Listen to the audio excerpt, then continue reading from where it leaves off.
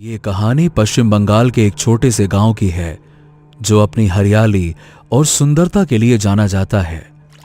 सुहानी एक फोटोग्राफर है जो ऐसी ही सुंदर जगहों की तलाश में रहती है, लेकिन वो इस बात से अनजान थी कि इस गांव में उसे एक ऐसी भयानक शक्ति का सामना करना पड़ेगा जिसके पास जाना मतलब मौत को अपने पास बुलाने जैसा है। उस काली शक्ति, उस प्रेत आत्मा का नाम है शाक चुन्नी।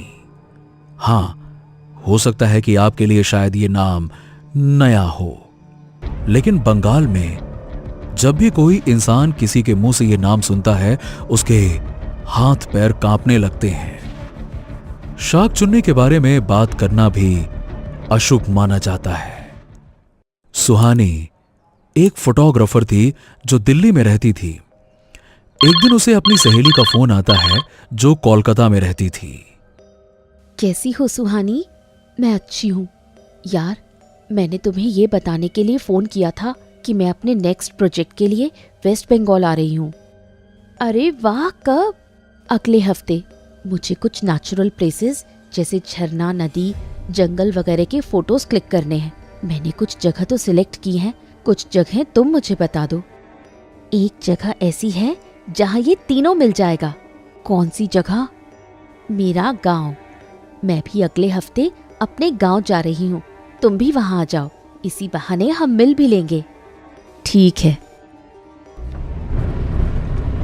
अगले हफ्ते सुहानी वेस्ट बंगाल पहुंचती है और बहुत सारी जगहें घूमने के बाद और बहुत सारे फोटोज खींचने के बाद वो फाइनली महिमा के गांव जाने वाली थी। शाम के समय में सुहानी बस से उस गांव में उतरती है। जगह तो काफी सुंदर है, पर ये गांव काफी सुनसान है। तभी एक बूढ़ा आदमी वहां से गुजरता है और कहता है, उसके खौफ से कोई नहीं रहता इस गांव में, सब शहर भाग गए। जो बचे हैं आज भी डरते हैं कि कहीं वो वापस ना आ जाए। आप किसकी बात कर रहे हो बाबा? बूढ़ा आदमी चलता रहता है और बिना कुछ बताए बहुत आगे निकल जाता है। बड़ा अजीब आदमी था। वैसे इस गांव में आकर थोड़ी घबराहट हो रही है मुझे। महिमा का घर कहाँ है ये भी मुझे नहीं पता। उसको फोन करती हूँ। सुहानी महिमा को फोन लगाती है, लेकिन वो नेटवर्क कवरेज के बाहर बताता है। अरे यार, अब क्या करूं मैं?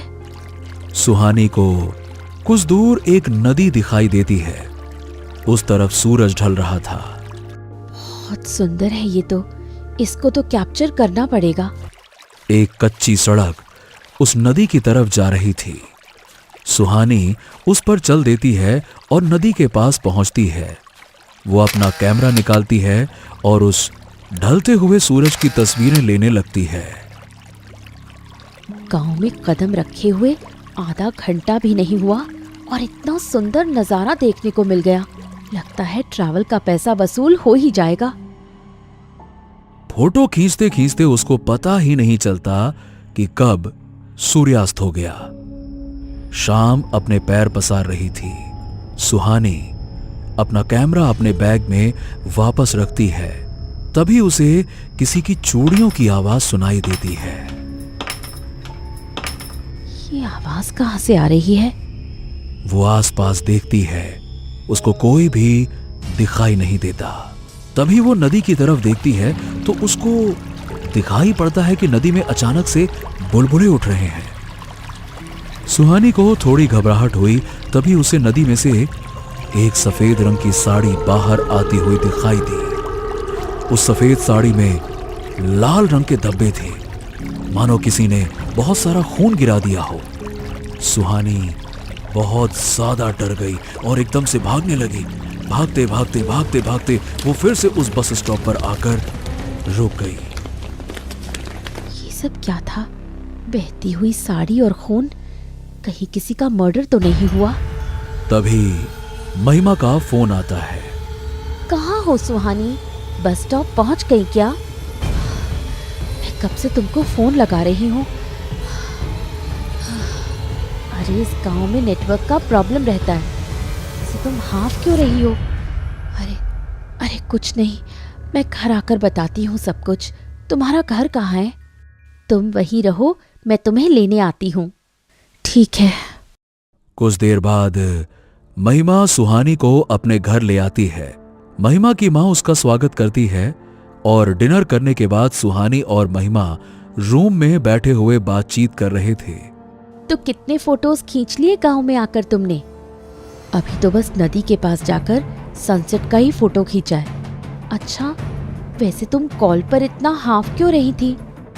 अरे हाँ, मैं उस सफेद कपड़े वाली बात तो भूल ही गई। महिमा को ये सब बताऊं या नहीं? क्या हुआ मैडम, किस सोच में पड़ गई? बता ही देती हूँ इसको। यार, मैं जब नदी के पास फोटो खींच रही थी तब मैंने कुछ अजीब सा देखा। क्या देखा? मैंने किसी की चूड़ियों की आवाज सुनी और नदी में एक सफेद कपड़ा तैरता हुआ देखा। उस कपड़े पर लाल धब्बे थे, शायद वो खून था। अरे बाप रे, क्या हुआ? एक बात बताओ, जब तुमने ये सब देखा तब सूरज ढल चुका था पूरी तरह से? हाँ। शाक चुन्नी? क्या? उस नदी में शाक चुन्नी रहती है जो सूरज ढलने के बाद जागती है। कई साल पहले इस गांव में एक दुल्हन और उसके पति की हत्या हो गई थी।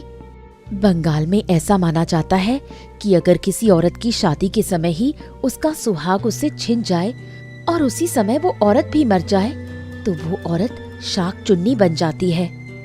सुनने में तो काफी डरावना है, पर मुझे क्यूरियोसिटी हो रही है यार।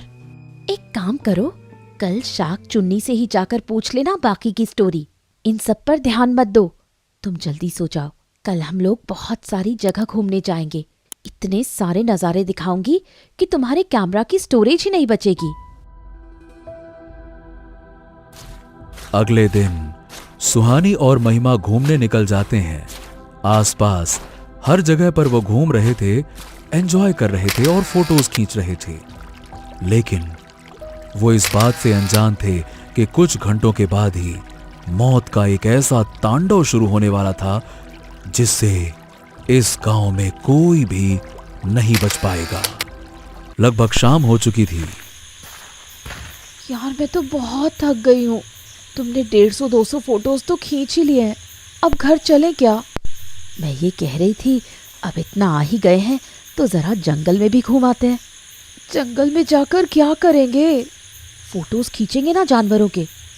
यार, मैं नहीं जाने वाली उस जंगल में, मुझे बहुत डर लगता है। तुम तो यहीं रहो, मैं घूम कर आती हूँ। कल शाम को ही तुमने शाक चुन्नी को देखा था और इतनी जल्दी उसका डर खत्म हो गया। जब मेरे सर पर घूमने का भूत सवार होता है ना, तब मुझे किसी भी भूत से डर नहीं लगता। सुहानी जंगल के अंदर चली जाती है और महिमा वहीं रहती है। बहुत देर तक सुहानी जंगल में घूमती रही। उसे एक हिरणों का झुंड मिला, वो उसके फोटोज खींचती रही। उसे पता ही नहीं चला कि कब अंधेरा हो गया। अचानक उसे किसी के गुर्राने की आवाज आती है। ये किसकी आवाज है? शेर या बाघ तो यहाँ होते नहीं, फिर कौन गुर्रा रहा है? उसकी एक पेड़ पर नजर पड़ती है। वो एक बहुत ऊंचा नीम का पेड़ था। उस पेड़ में से फिर से किसी के गुर्राने की आवाज आती है। बड़ा अजीब गांव है यार, लगता है अब मुझे चलना चाहिए। जिस पेड़ को सुहानी ने नजरअंदाज कर दिया, वो अपने अंदर एक गहरा रहस्य छिपाए हुए है। वो पेड़ शाक चुन्नी की, इस गांव की और सुहानी की किस्मत तय करने वाला था। सुहानी वापस आने के लिए चलती है, पर उसे पता चलता है कि हर बार वो घूम फिर कर एक ही जगह पर आ रही है। ये सब क्या हो रहा है? लगता है मैं भटक गई हूँ। यहां महिमा बार बार सुहानी को फोन कर रही थी। यार, कहाँ गई ये? अंधेरा हो गया, अभी तक वापस नहीं आई। फोन भी नहीं लग रहा है इसका। सुहानी जंगल में फंसी हुई थी। वो अपना फोन चेक करती है, उसमें नेटवर्क गायब थे। यार, अब मैं वापस कैसे जाऊं? किसी को फोन भी नहीं लगा पाऊंगी। अंधेरा और गहरा होता जा रहा था। ऐसा करती हूँ, सामने की तरफ जो कच्चा रास्ता है उस पर चलना शुरू करती हूँ। कहीं ना कहीं तो पहुंच ही जाऊंगी, पर पहले उजाला करने का इंतजाम करती हूँ। सुहानी अपने बैग को नीचे रखती है और उस नीम के पेड़ के पास जाती है और वहां से एक डाली तोड़ लेती है और फिर अपने बैग में से एक कपड़ा निकालती है और उस डाली पर लपेट लेती है। फिर लाइटर से उसमें आग लगा देती है। तभी वो देखती है कि नीम का वो पेड़ अचानक से हिलने लगा, लेकिन हवा बिल्कुल नहीं चल रही थी। फिर भी उसकी पत्तियां बहुत तेजी से हिल रही थी और अचानक से उस पेड़ में से किसी आदमी के हंसने की आवाज आने लगी।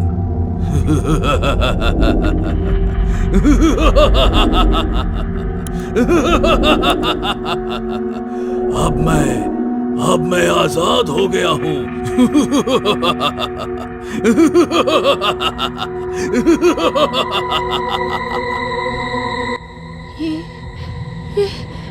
ये सब क्या हो रहा है?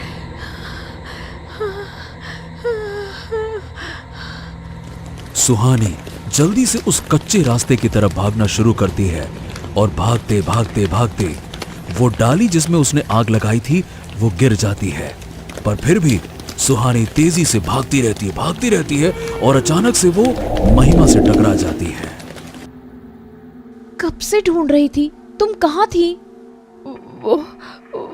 वो पेड़ हंस रहा था, वो यहीं आ रहा है। सुहानी गांव की तरफ भागती है और महिमा उसके पीछे जाती है। दोनों घर पहुंचते हैं और दोनों अपने रूम में थे। क्या हुआ सुहानी, तूने फिर शाक चुन्नी को देखा क्या? वो नीम का पेड़, वो हंस रहा था, उसकी वो राक्षस जैसी हंसी। मैं क्या करूं? ये मेरे साथ क्या हो रहा है? यार, तू सुबह घर वापस चली जा, मैं भी कल कोलकाता वापस जा रही हूँ। अब तू सो जा, डर मत।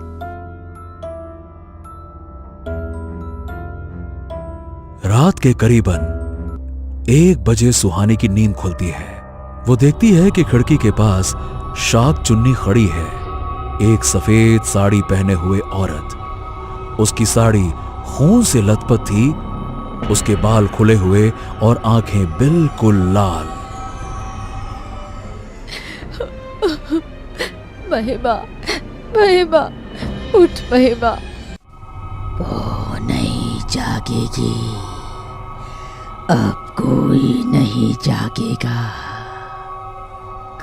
कौन हो तुम? दूर रहो मुझसे। मैंने तेरा क्या बिगाड़ा था? तूने उसे आजाद करके मुझे मुसीबत में डाला है। अब तुझे बहुत बुरी मौत मिलने वाली है। मैंने कुछ नहीं किया। तभी शाक चुन्नी की साड़ी का पल्लू बढ़ने लगता है और वो सीधा सुहानी के गले में लिपट जाता है। शाक चुन्नी अपने पल्लू से सुहानी का गला घोंटती है और तभी एकदम से सुहानी की नींद खुलती है।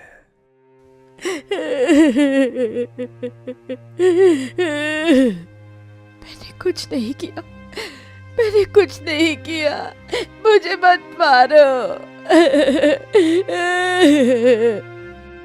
सुहानी, क्या हुआ? क्या हुआ?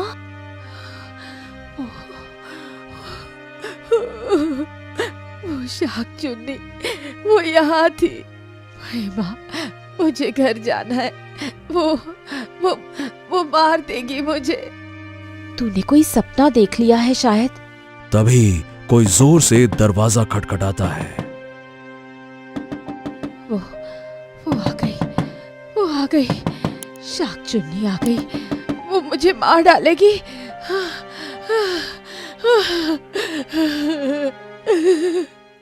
कुछ नहीं होगा, मम्मी है, पापा है घर पे, डर मत। मैं देख कर आती हूँ कौन है।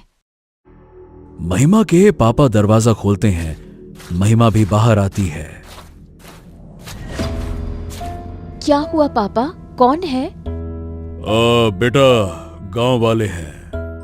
हाँ, क्या बात है? आप सब लोग यहाँ पे क्यों आए हैं? क्या हुआ? ও তোমার মেয়ের জন্য সারা গ্রামের প্রাণ जोखिम পড়ে গেছে। पर हुआ क्या है? शाक चुन्नी पूरे गांव में आतंक मचा रही है क्योंकि वो गुस्से में है बहुत।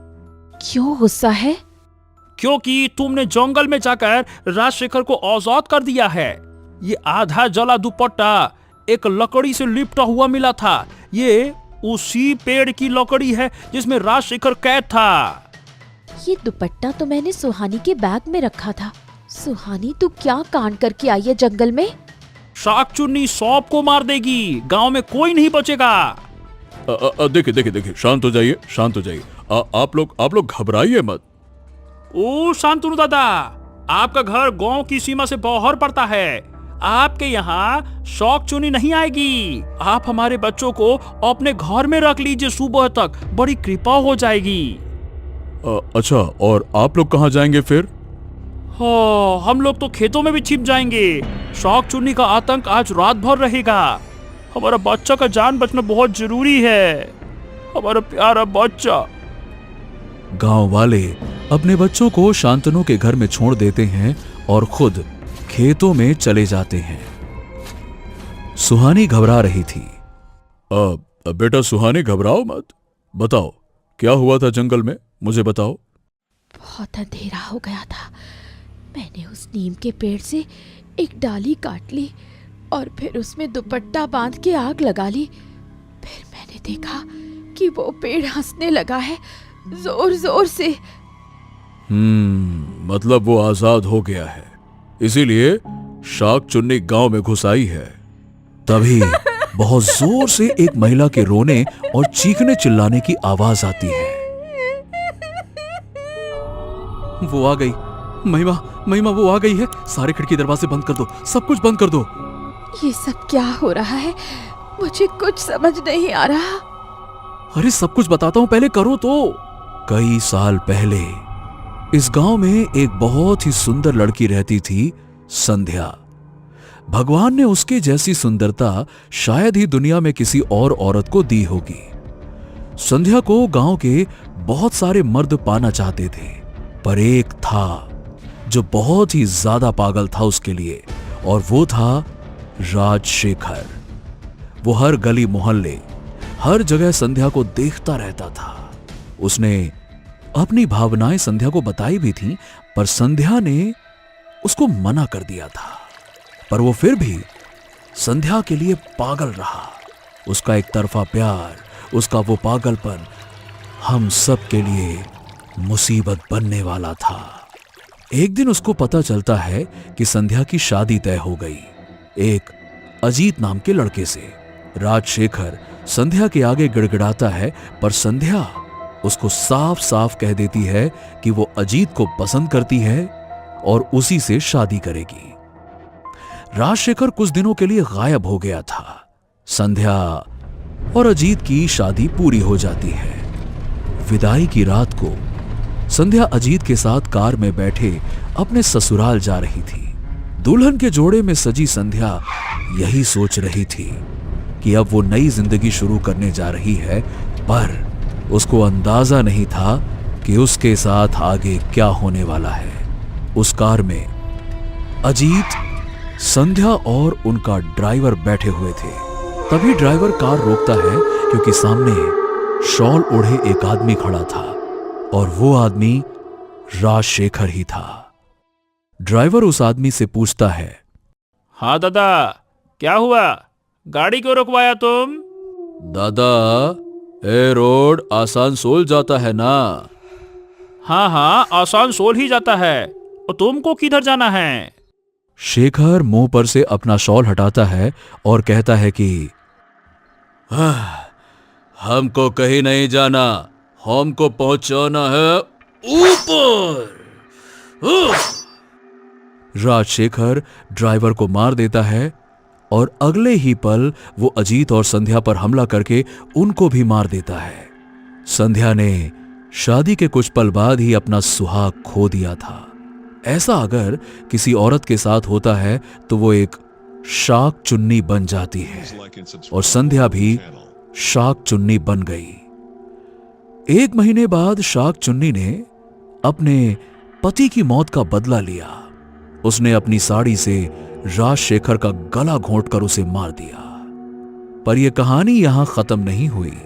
राजशेखर भी एक भटकती प्रेत आत्मा बन गया, और फिर दोनों आत्माओं के बीच एक ऐसी जंग शुरू हुई जो सालों तक चलती रही और चलती आ रही है। उस जंग की वजह से गांव के लोग खौफ के साए में जीने लगे। गांव को बचाने के लिए मैंने अपने एक दोस्त कालीचरण को बुलाया, जो तंत्र विद्याएं जानता था। कालीचरण ने राजशेखर की आत्मा को एक नीम के पेड़ के अंदर कैद कर दिया। उसके बाद शाक चुन्नी भी शांत पड़ गई। उसने गांव वालों को परेशान करना बंद कर दिया और वो नदी के अंदर शांति से रहने लगी। कालीचरण ने कहा था कि अगर वो नीम का पेड़ कभी सूख गया या किसी इंसान ने उसकी एक डाल भी काट ली तो राजशेखर की आत्मा आजाद हो जाएगी। और सुहानी ने वो डाली काट ली आग जलाने के लिए, इसलिए ये सब होने लगा। हाँ, और अब पता नहीं क्या होगा आगे। तभी अचानक से खिड़की के कांच पर कोई एक खून से भरा हाथ मारता है। सुहानी डर के मारे चिल्लाती है, राजशेखर आ गया, वो दानव आ गया जिसने उसको आजाद किया है। उसका मैं खून पी जाऊंगी। सुहानी घबरा जाती है। तुम ऐसा कुछ नहीं करोगी शाक चुन्नी। तभी शाक चुन्नी दरवाजे के आर पार होकर अंदर आ जाती है, और सुहानी ये सब देखकर बहुत डर गई थी, पर वो कुछ बोली नहीं। देखो जो कुछ भी हुआ मैं कहता हूँ उसे भूल जाओ। मैं फिर से राजशेखर को कैद कर सकता हूँ, फिर से कैद कर सकता हूँ। तुम मेरी बात सुनो। कैसे? मैंने कालीचरण से वो विद्याएं सीख ली थी। मुझे पता था कि ऐसी कोई नौबत जरूर आएगी। और शाक चुन्नी, वादा करो कि इसके बाद तुम गांव में किसी को परेशान नहीं करोगी। वादा करो। ठीक है। सुहानी, इसमें तुम्हें मदद करनी होगी। वो डाली तुमने तोड़ी थी तो तुम ही उसे जोड़ सकती हो। शांतनु सुहानी और शाक चुन्नी को एक प्लान बताता है। शांतनु और सुहानी उस पेड़ के पास पहुंचते हैं। शांतनु के हाथ में वो लकड़ी थी जो सुहानी ने तोड़ दी थी। अंकल, हम यहाँ क्यों आए हैं? हाँ, पता चल जाएगा। रुको। एक दूसरी जगह राजशेखर खड़ा है। शाक चुन्नी उसके सामने आ जाती है। मुझे पाना चाहता है, आजा पाले। राजशेखर गुस्से में शाक चुन्नी के पीछे भागता है।